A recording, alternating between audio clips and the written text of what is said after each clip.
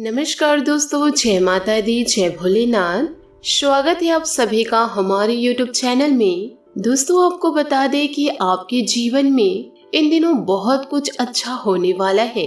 आपके घर दोस्तों नाग देवता बनकर पधारने वाले हैं। बस दोस्तों, आपको कुछ सावधानी इन दिनों रखनी होगी। इस वीडियो में दोस्तों हम आपको कुछ ऐसी जानकारी देंगे जिससे आपकी किस्मत 100% बदल जाएगी। और दोस्तों, आज रात 4:30 बजे के बाद यह देवता आपके घर प्रवेश करने वाले हैं।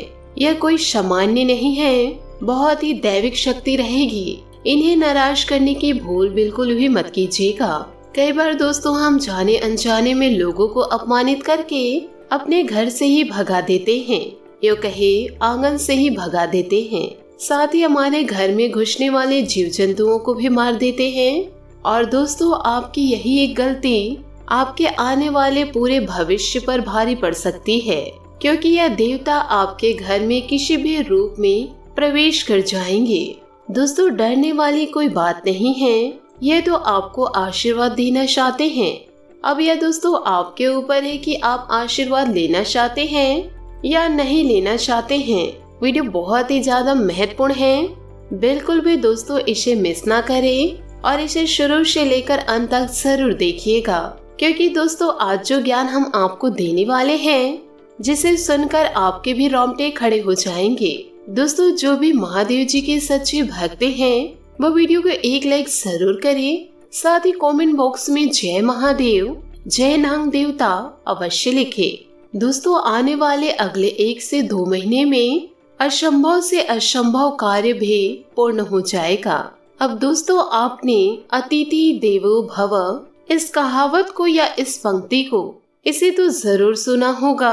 भारत में अतिथि देवो भव का परंपरा बहुत ज्यादा निभाई जाती है, परंतु फिर भी जब हमारे घर में मेहमान आते हैं तो कुछ लोग उन्हें बोझ समझते हैं। मन ही मन यह सोचते हैं कि यहाँ से यह कब जाएंगे या उठे, यो कहिए जाए तो हम कुछ अच्छा खाए। परंतु अगर कोई देवता आपके घर में मेहमान बनकर घुस गए, दोस्तों वह किसी भी रूप में आ सकते हैं। और यदि आपने उन्हें भगा दिया या उनसे बुरा व्यवहार किया, यो कहे आप उनका अपमानित कर दिए, तो दोस्तों फिर आप सोच लीजिए आपकी जिंदगी का क्या हाल होगा।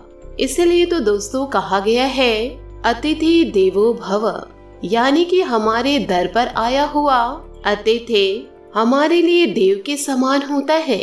और यही देवता दोस्तों अब आपके घर में प्रवेश करने वाले हैं। तो दोस्तों आपको उन्हें नाराज नहीं करना है। हमें तो दोस्तों हर मेहमानों की पूजा करनी है, चाहे वो बहुत बड़े से बड़ा क्यों ना हो और छोटे से छोटा क्यों ना हो।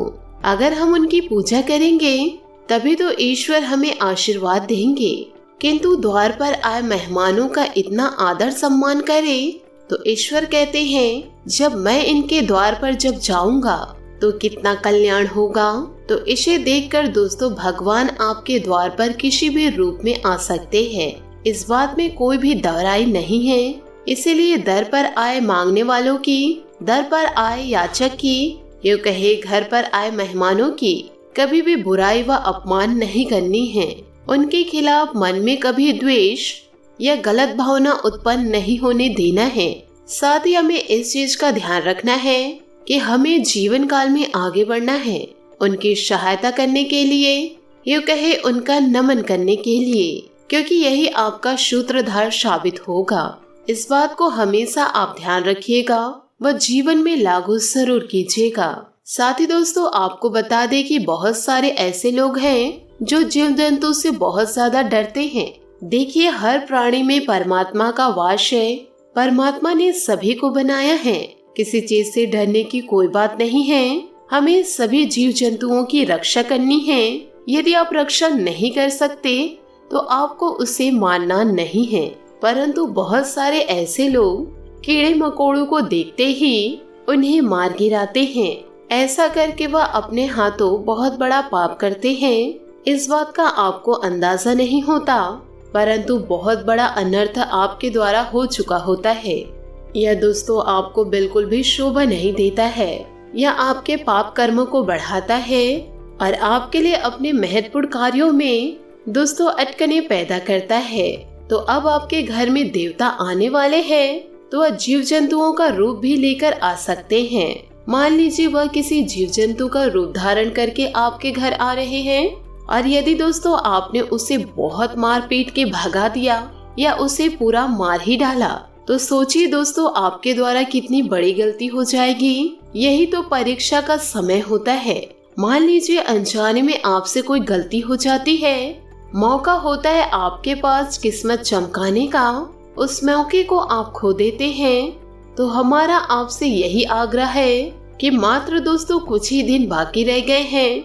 आज दोस्तों रात्रि 4:30 बजे से किसी भी रूप आपके घर या देवता आ सकते हैं। जीवन काल में बहुत सारे ऐसे भी लोग होते हैं जिनके घर मेहमान आते हैं कि वह दोस्तों मेहमानों को देखकर बहुत ज्यादा खुश हो जाते हैं, झूमने लग जाते हैं और उन्हें देखकर अलग अलग तरह की हरकतें करने लगते हैं। तो दोस्तों आप उनके चरण स्पर्श जरूर करें। इस रूप में भी दोस्तों आपके घर वो प्रवेश कर सकते हैं, लेकिन आप उन्हें पहचान नहीं पाएंगे।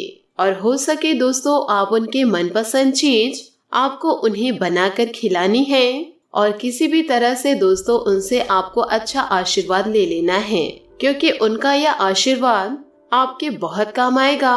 उन्हीं का आशीर्वाद दोस्तों आपको दुश्मनों की चाल से बचाएगा, और उन्हीं का आशीर्वाद दोस्तों आपको हर परिस्थितियों का सामना करवाएगा। आने वाले दोस्तों अगले कुछ ही दिनों में एक और चाह और दूसरी ओर राह, यानी कि आप जो चाहेंगे उसी का रास्ता बन जाएगा।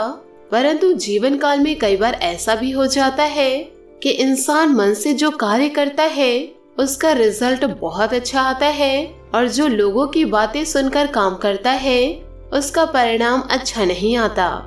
इसलिए आप भगवान को पूजिए, लेकिन दोस्तों अपने मन से, ना कि किसी दूसरे के कहने पर। अगर आपकी कोई मन्नत पूरी नहीं होती है तो दोस्तों लोग भगवान को ही बदल देते हैं और किसी दूसरे देवता के शरण में चले जाते हैं, और अगर वहां पर भी उनकी मन्नत पूरी नहीं होती तो तीसरे देवता के शरण में चले जाते हैं। और यहाँ तक तो छोड़िए, जब बहुत समय तक कार्य नहीं होता है तो वह अपने धर्म को ही छोड़कर किसी और ही धर्म को अपना लेता है। मानव इतना गिर चुका है कि उन्हें सिर्फ अपना काम करवाना है, तभी वह उन भगवानों को मानेंगे। दोस्तों देखिए, एक उदाहरण के तौर पर बहुत ही ज्यादा गहरी बात बताने वाली हूँ, दोस्तों कान लगाकर सुनिएगा। मान लीजिए दोस्तों, यदि आप एक कुआं खोद रहे हैं, आपने उसे थोड़ा सा खोदा और उससे पानी नहीं आया तो आप दूसरा कुआं खोदने लग गए। उससे भी आपने थोड़ा खोदा, दूसरे में भी पानी नहीं आया। फिर ऐसे कर करके दोस्तों आपने तीसरा, चौथा, पांचवा कुआं खोदने लग गए। यूं कहे इसी तरह आप कुआं खोदते गए और किसी में भी पानी नहीं आया। दोस्तों पानी नहीं आने का कारण क्या था कि आपने सब कुएं को थोड़ा थोड़ा खोदा। अगर आप एक ही कुएं को लंबा व लगातार खोदते जाते तो 100% दोस्तों गारंटी थी कि उससे पानी अवश्य आता। उसी प्रकार आप अलग अलग ईश्वर को पूजने की गलती मत कीजिए, वह ईश्वर को दोष देना भूल जाइए। चाहे दोस्तों आपका काम बन रहा है या नहीं बन रहा है, किसी एक ही देवता के भक्ति में लीन रहिए। अगर आपके महादेव की बन रही है तो महादेव के भक्त तो महादेव की भक्ति में लीन रहिए। कृष्ण जी से बन रही है तो कृष्ण जी की भक्ति में लीन रहिए। माता रानी से बन रहे तो माता रानी की भक्ति में लीन रहिए। लेकिन दोस्तों आप भक्ति में बदलाव मत कीजिए, किसी एक ही भक्ति को अपनाइए, क्योंकि हम सब एक ही हैं, कोई अलग नहीं है। जीवन काल में आपका काम जरूर बनेगा, लेकिन आपको एक ही कुएं को गहरा खोदना पड़ेगा, क्योंकि दोस्तों भगवान एक ही हैं, किंतु उनके रूप अनेकों हैं। जैसे कि दोस्तों हमने आपको बताया कि यह देवता आपके घर में किसी भी रूप दस्तक दे सकते हैं। अगर आप सामान्य आंखों से उन्हें नहीं देख पाए तो यह दोस्तों दूसरी बात है, लेकिन दोस्तों किसी का रूप धारण करके आपके द्वार पर आते हैं तो चाहे कोई भी आ जाए, मांगने वाला ही क्यों ना हो, सफाई कर्मी क्यों ना हो, या आपके घर के कर्मचारी क्यों ना हो, तो उसे दोस्तों दिल से कुछ देना है। यूँ कहे उनका सम्मान करना है और प्यार भरे 2 बोल बोलने हैं। दोस्तों, जीवन काल में अपने कर्मों को सुधारते रहना है, क्योंकि हमें इस जीवन मरण की दुनिया में यूँ कहे इस चक्र में नहीं फंसना। हमें तो भव सागर पार करना है और वह भव सागर पार होगा दोस्तों सच्ची मर्यादा के साथ, आत्मसम्मान के साथ, ईमानदारी के साथ, सत्यता के साथ और हमेशा सही व्यवहारिक के साथ। दोस्तों, अब जिंदगी में यह नियम बना लीजिए कि सभी लोगों से प्यार से रहेंगे, सभी से प्यार से बात करेंगे। तो ये दुश्मन क्यों ना आपके द्वार पर आ जाए, तो हमें उनका सम्मान ही करना है।